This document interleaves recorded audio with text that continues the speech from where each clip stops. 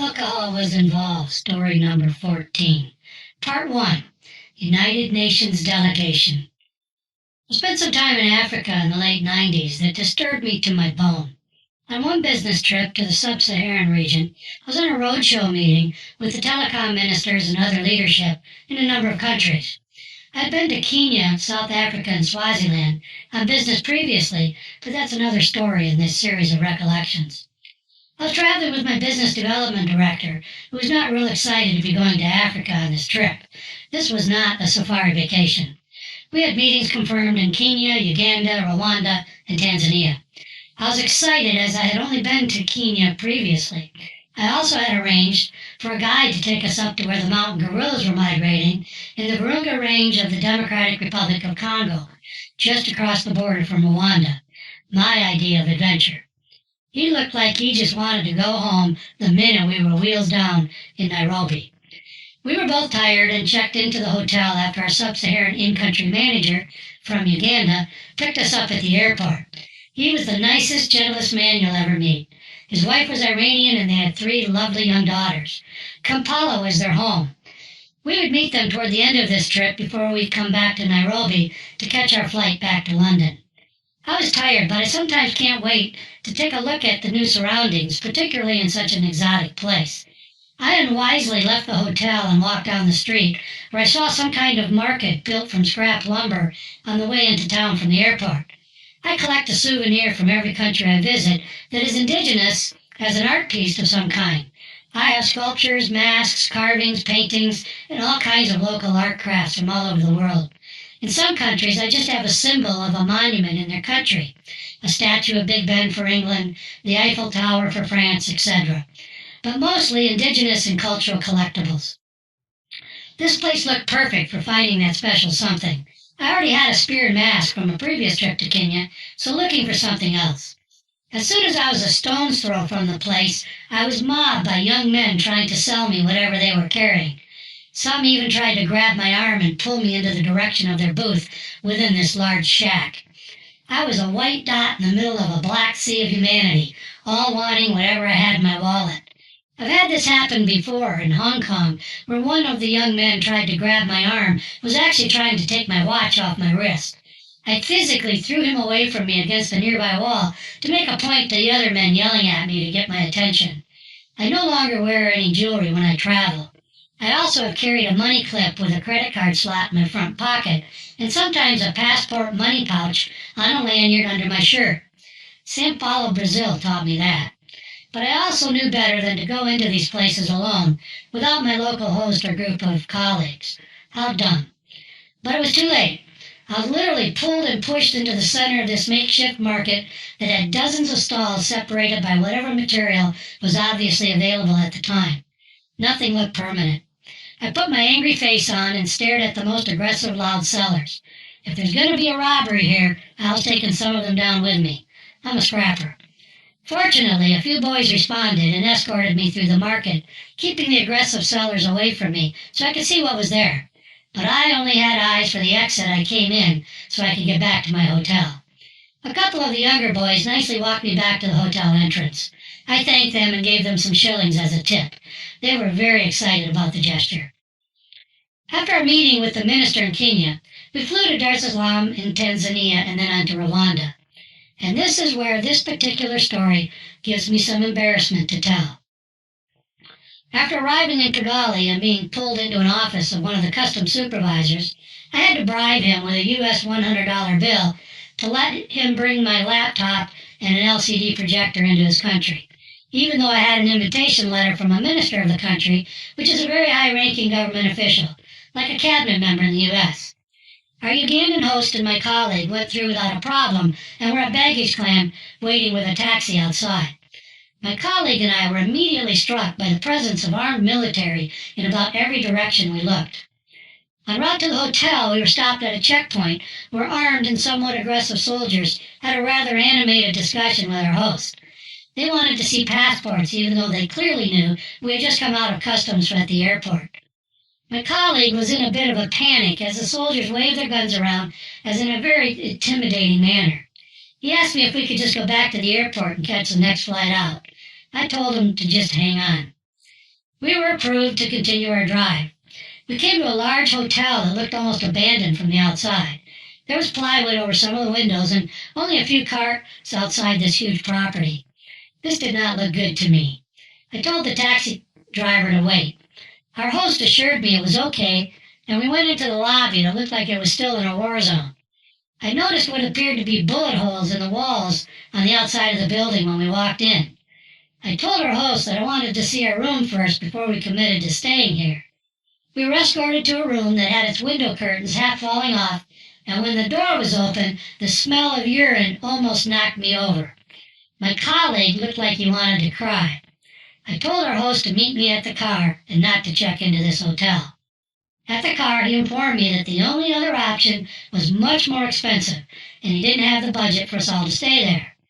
I told him that I just increased his budget to whatever it takes to upgrade our accommodations.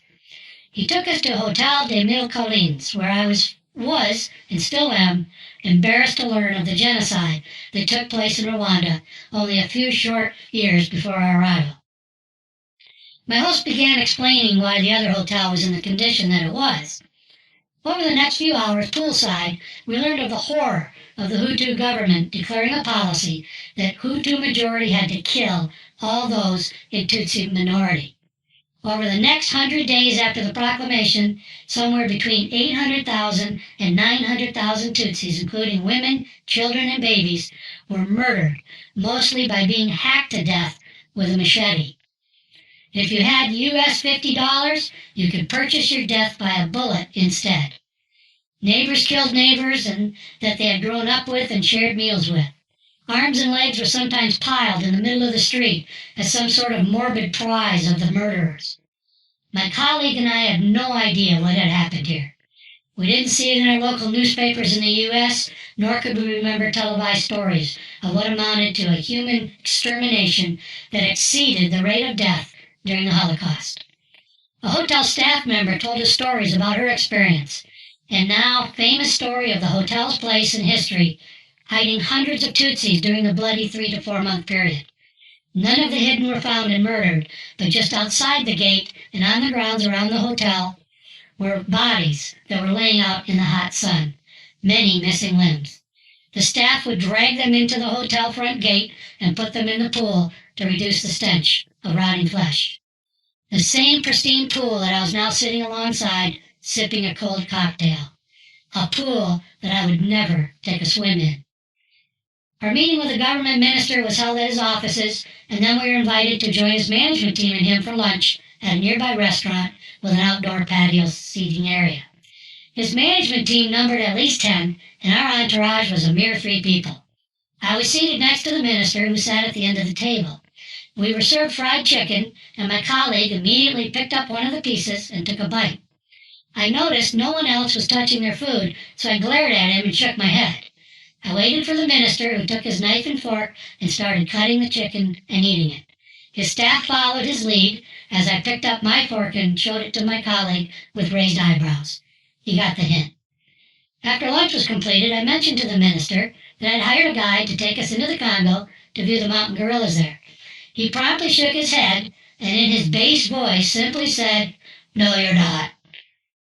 I did not believe he had prior knowledge of this adventure, so I could not understand how he could have intervened. He said nothing more. I just looked at him for what seemed like minutes before asking the only appropriate question I could think of. "Is it not safe?" "You haven't heard?" he asked. You could see my confusion as he explained that last night a car full of tourists was stopped and murdered by rebels controlling the only road into the Congo that we were planning on taking. My heart sank. My disappointment was obvious, but the gravity of the danger in the place we were visiting was heavy on my mind. At the hotel, my colleague and I ponied up to the bar for drinks when he quickly asked, "So we're not going, right?" He was clearly traumatized by even the thought of the trip I had planned. I told him, of course not. He said, "Well, I know you. You probably would run a helicopter or find some other way to go up there, and I just want to go home." I understood completely. The stories we had heard about one of the worst events in human history had us stressed and confused about why we didn't know about all this before we came. I was truly embarrassed as a human being and as an American. President Bill Clinton could have stopped the genocide in probably less than 24 hours with a few platoons of Marines. The Hutus were just untrained civilians, not well armed, and ammunition was scarce. The Marines would have mowed them down in a matter of minutes. Instead, Clinton put up refugee camps after the Kagera River was full of hundreds of thousands of bodies, carrying them out of Rwanda into Lake Victoria. I guess the U.S. had no economic interest in Rwanda to justify doing the right humanitarian thing, which seems to be the westernized method of operation when it comes to foreign affairs. If there's nothing we want, then there's nothing we're going to do for you. We were able to cancel the guerrilla trip and catch the next flight out the next afternoon for Kampala, Uganda. At the airport, we were held at the gate for an area of time considerably past our departure time. Pretty normal from my experience for a third world country, so no worries. We were eventually told that there was a mechanical issue being looked at. Now we're worried. But there was no activity at the plane of any kind. More hours passed and lots of passenger complaining. We were then told that the issue had been resolved and we'll board now. But we did not see a single maintenance person or truck or anything go out to the plane since we arrived. We're even more worried now. My host had booked me a first-class seat while he and the biz dev director sat in coach. We sat and we sat. The pilot finally announced that had been talking to maintenance about an issue and had been told that it's okay and he's been cleared to go. My body pumped about a gallon of adrenaline into my chest and throat. So the delay was basically an argument about whether there was a real danger with a maintenance issue? The door to the plane was still open and the mobile step still attached. I ordered another drink. As the stewardess, as they were called then, started to close the door, a caravan of military vehicles and trucks came onto the tarmac at a high rate of speed and stopped next to the airplane.